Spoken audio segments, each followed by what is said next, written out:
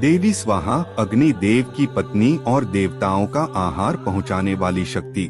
कथा देवी स्वाहा का रहस्य। हवन की हर आहुति का गुप्त मार्ग। सृष्टि के आरंभ का समय था। चारों ओर दिव्य प्रकाश फैला हुआ था और ब्रह्मांड अभी अभी अपने स्वरूप में स्थापित हुआ था। उसी समय धरती पर हजारों ऋषिमुनि विशाल यज्ञ कर रहे थे। हवन कुंडों की अग्नि आकाश को छू रही थी। घी और अन्न की अनगिनत आहुतियां अग्नि में समर्पित की जा रही थीं और मंत्रों की गूंज से दिशाएं कांप रही थीं। ऐसा लग रहा था मानो सारी सृष्टि देवताओं के लिए अर्पित हो रही हो।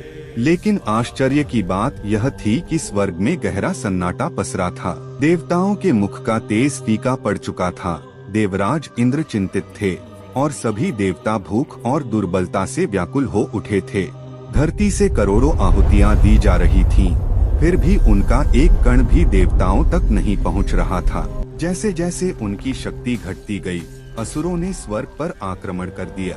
चारों ओर भय और हाहाकार मच गया। संकट में पड़े देवता दौड़ते हुए ब्रह्मा, विष्णु और महेश के पास पहुँचे।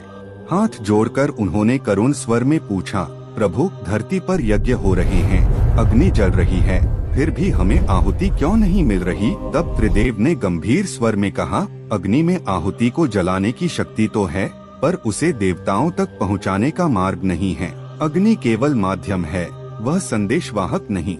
यह सुनकर देवता और भी व्याकुल हो उठे। तब उन्होंने समस्त शक्तियों को एकाग्र कर आदिशक्ति की आराधना शुरू की। उनकी करुण पुकार पूरे ब्रह्मांड में गूंज उठी। तभी गोलोक से एक अद्भुत दिव्य प्रकाश प्रकट हुआ। वह प्रकाश इतना प्रचंड था कि स्वर्ग फिर से आलोकित हो उठा। उसी तेज से एक ममतामयी तेजस्विनी देवी प्रकट हुई, देवी स्वाहा।